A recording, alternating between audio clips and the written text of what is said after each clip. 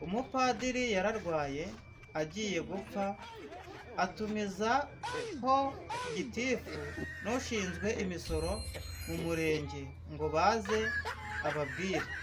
Nuko gitifu n'umusoresha bibwira ko wenda agiye kubasigira amafaranga, dore ko padiri yari umukire mu murenge.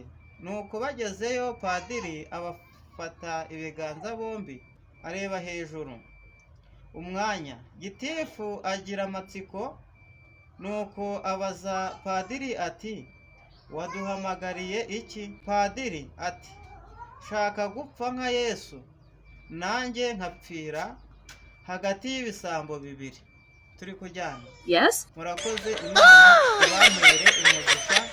Mwakire ijambo ryo kwa padiri.